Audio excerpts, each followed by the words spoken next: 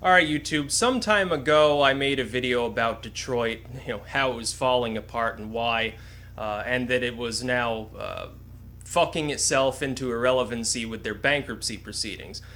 Things are getting worse in Detroit now, however, because the water services in Detroit that service hundreds of thousands of people are now cutting off drinking water to 150,000 residents.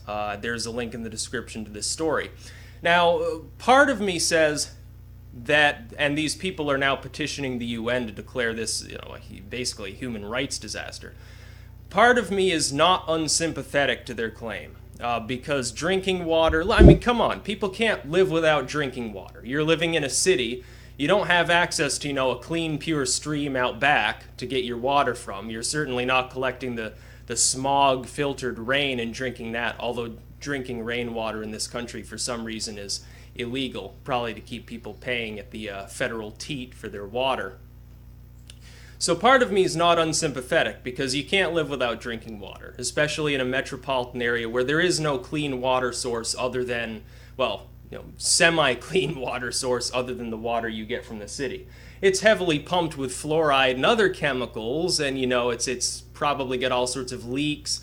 You see some of these buildings, they have water literally gushing out of them. It's actually flooded some of these buildings because these pipes aren't being maintained and they just burst in the winter and spray water everywhere. So it's an incredibly inefficient system anyway. I'm surprised they're not broke.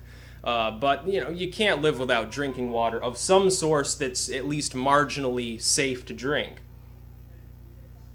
But the other part of it is that Detroit is so insolvent and run by people with so many bad ideas and who are so short on good ideas that it's not really surprising that people would be delinquent in their payments to begin with. Because, the city of Detroit keeps asking for more money, and what does it do? It builds sports stadiums. Instead of investing in training their population to make them employable, because a third of the city is functionally illiterate, and that's something that we learned not long ago. Instead of investing in training and education and maintaining those pipes that keep freezing and bursting, or the roads, or even getting rid of delinquent structures that are completely abandoned and falling down anyway and keep getting burned up every Halloween on Devil's Night or whatever they call it, instead of doing that, they build sports stadiums. Now, a sports stadium can bring some revenue to a city potentially, but you also have to spend the money to build it. And I don't think that the people in Detroit, in their city council, quite understand this fact, that you are probably going to spend more than you're going to make down the road anyway, because Detroit's completely insolvent, falling apart, and you don't have a domestic population willing to pay the money to actually go to any sporting events. These people are demoralized and penniless, largely, to the point where even the middle class, so-called, in Detroit, is probably living below the poverty line. What you would consider the median income for someone living within the city limits of Detroit is what anywhere else would be considered severely impoverished. And the reason for this, the left and the right keep blaming symptoms rather than the actual disease. The right wing keeps talking about pensions. The pensions are draining the city's reserves. The pensions are keeping them broke. The left wing keeps blaming a combination of white flight and capitalism. All the educated white people left because they were so scared of the blacks. They were so horribly racist, even though people were rioting at the time and shooting one another on a regular basis, and it's not surprising that people with the means moved out. And yet they blame race for it, as though it would have been any different if it had been white people rioting and shooting each other and beating up on other groups. And capitalism, they say, well, the businesses moved overseas, even though it was partially, the Democratic Party's fault that they did, and the Republicans too. Nobody seems to care about U.S. industry anymore. But these are symptoms. The disease is that Detroit was built as a manufacturing center, an industrial powerhouse, basically a gigantic factory, right on the shores of the Great Lakes. It had access to Great Lakes trade in a time period in which shipping parts and shipping vehicles and shipping industrial goods over water was cheaper than doing it in other manners. And it had massive rail access and a central location. It could ship goods to the coasts and to the south and into Canada relatively inexpensively. That's why Detroit happens to have been chosen as this massive manufacturing metropolis, once called the Paris of the United States. That was the reason. The problem is the United States industry moved to the coasts because they realized it was actually cheaper, because most of the goods and parts are either being imported or exported from the country. Well, then it makes sense to put your factories on the Pacific or Atlantic coast. It doesn't make sense to put them in the middle of the country when most of the people in the country aren't consuming domestic goods. They're consuming things from China and India and Japan and places like that. So it doesn't make any sense to have a manufacturing center in the center of the country. And that is the disease. The symptoms are the pensions. The symptoms in the pensions, the low literacy rate, people leaving the city, high crime, all of these other problems, low tax revenue, infrastructure is slowly crumbling, abandoned buildings, all of the symptoms that you see are the result of the industry drying up, because that's where most of the jobs in Detroit, that's what they pertain to. It was a manufacturing center. It was an industrial powerhouse.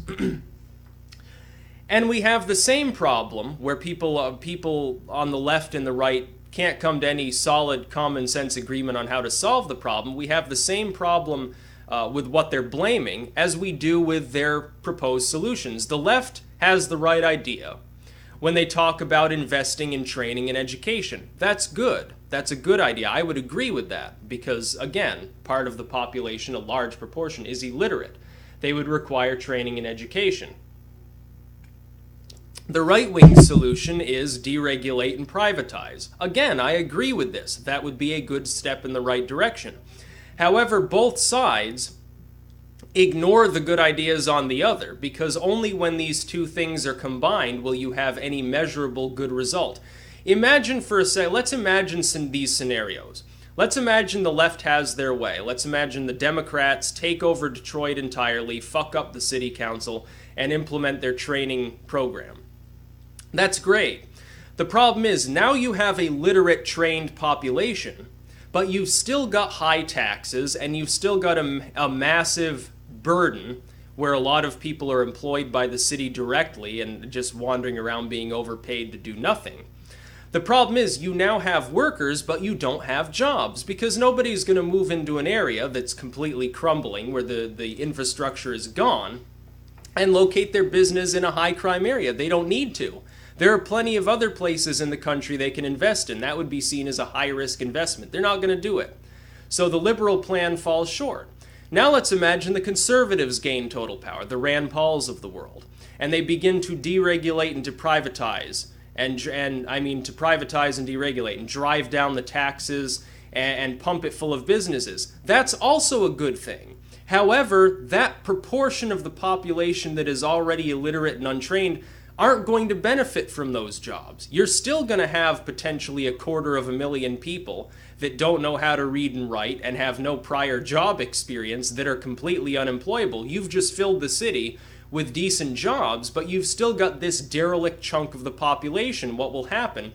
People will move into Detroit from other areas. They'll fill up those job roles. That will make the city potentially solvent.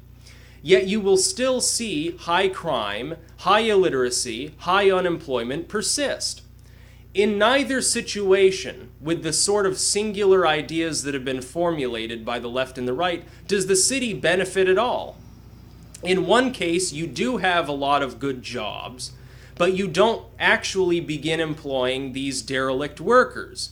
And you're certain... Simply privatizing the city, by the way, isn't really going to help with all of these abandoned structures either, unless the government itself is willing to pay somebody to get them removed. The businesses themselves aren't going to invest in removing all of the abandoned structures near where they're actually setting up shop. It wouldn't make any sense for them to make the investment when they can just let the government do it instead and continue absorbing more taxpayer money. And the right wing hasn't made it clear how taxes would go down if they're still continuously having to expend funds to do so. Just like the left wing hasn't made it clear how simply educating people and bolstering infrastructure is going to cause jobs to move into an area which is notoriously high tax. Neither side makes sense. You have to drive down the taxes to attract businesses and deregulate and get businesses to absorb some of these jobs. But you also have to train and educate the population. You have to do both, otherwise the city remains either insolvent or insufferably miserable for the large proportion of the population that wouldn't even be serviced by those new jobs. So the left and the right wing both have good ideas, but they both miss the mark completely. My idea for how Detroit could become solvent first and foremost, you will need a massive expenditure, which would come partially from the city, partially from the state, and unfortunately partially from Joe taxpayer nationwide to prop it up. You would need to invest in a massive program to educate these unskilled individuals and give them skills. I mean, some people, they're illiterate because they dropped out, but they're not unintelligent, they're not stupid. They're capable of learning and being trained. They're not morons, they just didn't really get a chance. A Detroit school system obviously isn't, up to par by the standards of most of even the third world. Detroit resembles parts of the worst areas in Latin America or parts of more developed Africa when you really think about it. So first you begin educating those workers. Then you begin repairing the infrastructure. You start cleaning up, but this has to be concurrent.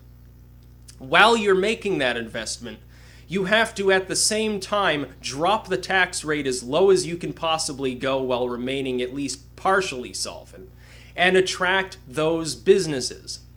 And I think the education of the population of Detroit would help to drive down crime, but until those jobs move in, you're going to have to keep giving them welfare. That's where the left's plan falls completely short. They're talking about this, we'll make the city more beautiful and we'll make people smarter. That's wonderful. If you give them that education, a lot of these people who benefit will simply move out of Detroit altogether. You're going to end up actually in the long run potentially with more abandoned structures and more investment needed.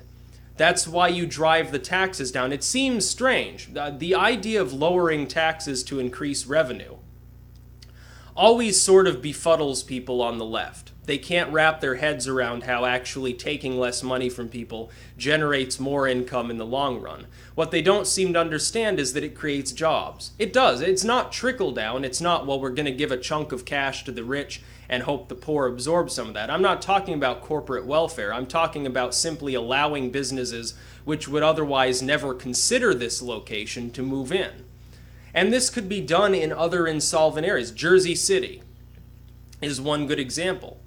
Jersey City has some of the same problems that Detroit has. It's basically Detroit light. Its crime rate is going up too. Its illiteracy and unemployment is also high. You could do the same thing. The problem is people go to New York for tourism. They're not going to cross the river and go poking around in Jersey City. They'd probably get shot if they did and end up, thrown in the East River or something, depending on who kills them, whether it's the mafia or the CIA.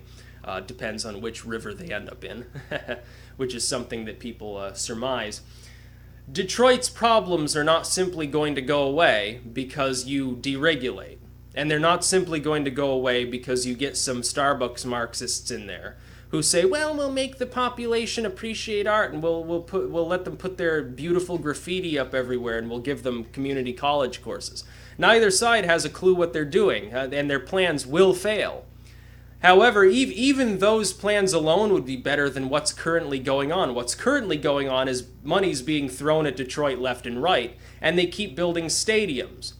Or they build a monorail that goes through an abandoned neighborhood. The city council of Detroit is the most inept governing body, I believe, that has ever been on the face of the earth. Nero Caesar had a better breadth of how to run a city-state or a city or an empire or even a cabbage patch than these people in the Detroit City Council. They have failed at their job. They should all be removed from office under threat of federal force. Another thing that would help is declaring martial law in Detroit. Now, as a libertarian, I hate the idea of martial law, but when you have a scenario that's this unstable, where the actual city body now is depriving 150,000 people of drinking water, the government should step in. You can't simply allow people to wither away and die of thirst in a metropolitan area and consider yourself capable of leadership.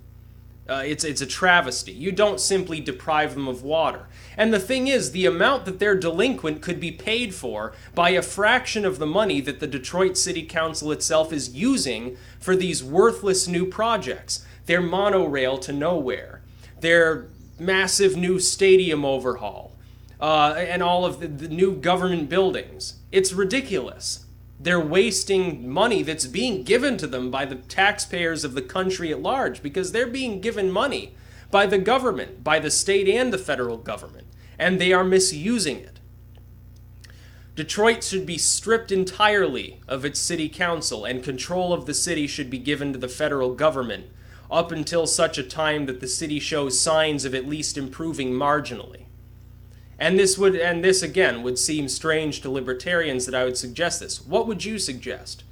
I've just explained the sort of libertarian style plan of simply privatizing everything in the city cannot work unless you also combine that with investment in training and educating the domestic population. Otherwise, you retain a derelict population. And the left's plan is equally invalid, because training and educating these people without bringing jobs there will simply result in those that have taken advantage of these training programs leaving the city. It's elementary. Come on, a child could understand this.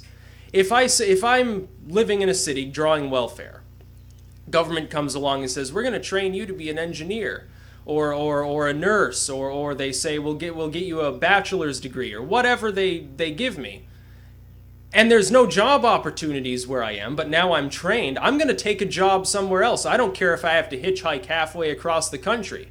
My future is going to be a lot brighter moving to some humdrum little suburban enclave outside of some other city where the taxes are probably lower, the crime's definitely lower, and I can get a job. I might even be above median income. I'll think that I'm sitting on top of the hill of victory with a crown on my head. And the right's plan would be equally doomed to fail. You can get all the jobs in the area you want, but if you have 250,000 people that are still unemployed, and most of them are also illiterate, you're going to retain high crime. The unemployment will remain high. You will still have large patches of the city that will be derelict. You'll have improved life for the majority of the population, but there will still be a rather large minority that's being underserved. Meanwhile, unless libertarians also took over the entire federal and state government, state of Michigan that is, and ran the city council, you're still going to be giving these people massive amounts of welfare, which is a lot more expensive than if you simply invested one time in training them and educating them so they can get actual jobs.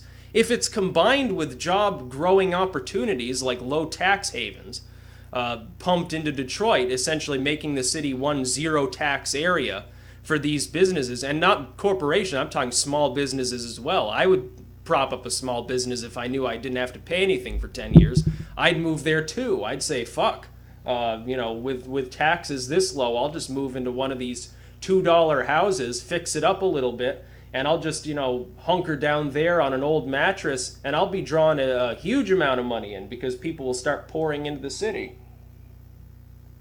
You can save Detroit. It would be a matter of less than a decade with a combined program of this style with far less investment than we've already thrown at Detroit because it's gone bankrupt. Tens and hundreds of millions of dollars get thrown at the city, and the city council just piddles it away on projects that don't work because the city council itself is composed of morons that were elected largely because they are just as moronic as the people that continually put these programs in place for decades and decades in the past on their city council and running the state of Michigan that have failed. Their programs failed completely. Detroit did not have to wither just because manufacturing dried up. There are other industries that could move into this area. The tech industry, if this was a low enough tax area, could theoretically branch out into Detroit, bringing hundreds of thousands of jobs. The problem being you have to educate people and have low taxes. Because it would be suicidal right now, no matter which side wins, it would be suicidal to move a business into Detroit. Your business would end up getting burned to the ground, or robbed repeatedly, or you simply wouldn't be able to find skilled workers. And no matter how many skilled workers you have, if you don't have jobs, they're just going to leave. It's elementary. It makes sense to anyone with 2 brain cells that still work can understand this concept that you have to have both jobs and skilled workers, or else people are moving out, working at McDonald's, or continuing to draw unemployment, because that's the way it's always been. So Detroit can be saved, but right now they're shutting off water to a large proportion of the city's population without explaining how these people are going to be prevented from leaving the city anyway. What happens if 150,000 people flee the city in the next month or two? What happens to Detroit? It gets completely crushed. There will be no city left. Everyone will flee, because you will have lost so many more people than have already fled that it will be a ghost town. The entire city will be abandoned. People will start going there with paintball guns and pretending that it's the world of Fallout 3 because it will look so post-apocalyptic. Which would be fun, but there are ways to save Detroit. And it doesn't even rely upon manufacturing as it traditionally did in the past. That's about all. Peace out.